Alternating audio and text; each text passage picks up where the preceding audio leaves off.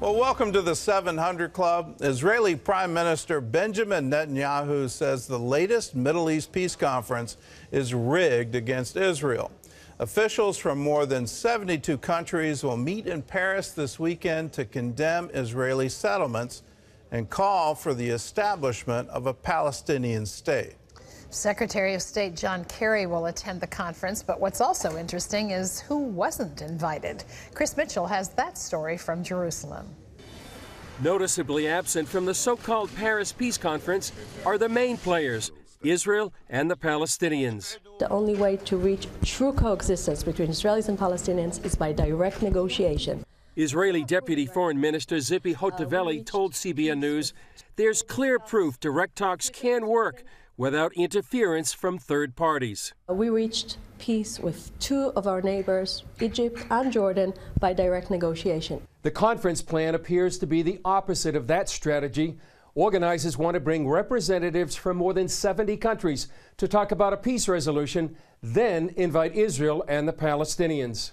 And those conferences are giving the illusion to the Palestinian side that the international community can solve the problems, can give them all what they want without speaking to the Israeli side. It's a farce. There is no peace conference in Paris. There's an attempt to force Israel to give up our own capital of Jerusalem, to surrender our own land to radical Islam. The Israeli newspaper Haaretz reports it's obtained a draft of the final declaration for the conference.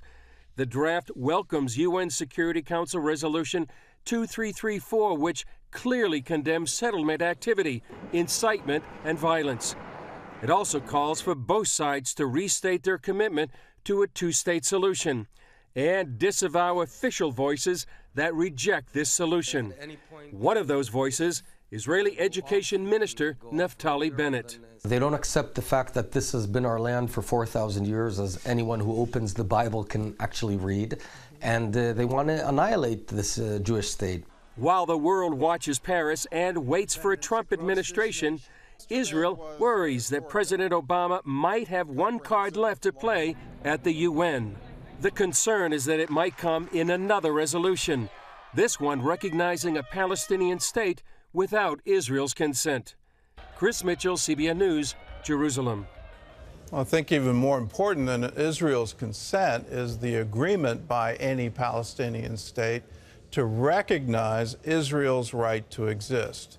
If you look at the history of this conflict, going all the way back to the British Mandate in 1920, there could have been a Palestinian state at any point in time. All they had to do was recognize Israel's right to exist. And they have not done that. And they have no intention of doing it. That's why they don't want to engage in direct negotiations. And so to try to establish a Palestinian state that will just turn into an armed camp waging war against Israel is certainly not a path to peace.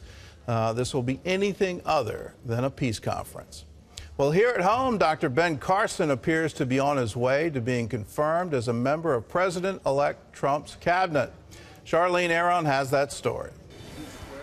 During his confirmation hearing, retired neurosurgeon Ben Carson, President-elect Trump's nominee for Secretary of Housing and Urban Development, talked about growing up poor. Carson told committee members about the struggles of his single mother and how they shaped his understanding of housing insecurity. We had no place to live.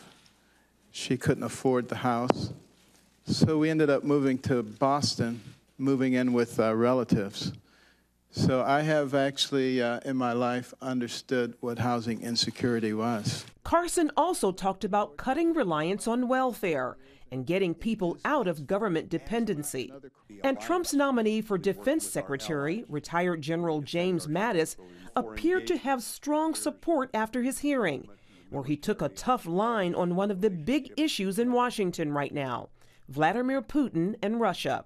In addition to his cabinet picks, Trump also has another important choice coming up, his Supreme Court nominee to replace the late Justice Antonin Scalia.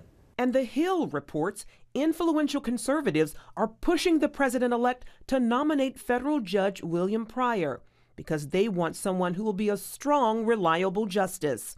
But many Democrats would fiercely oppose him. Regardless of who Trump picks, both sides will be watching closely, and his choice could spark an intense confirmation battle. Charlene Aaron, CBN News.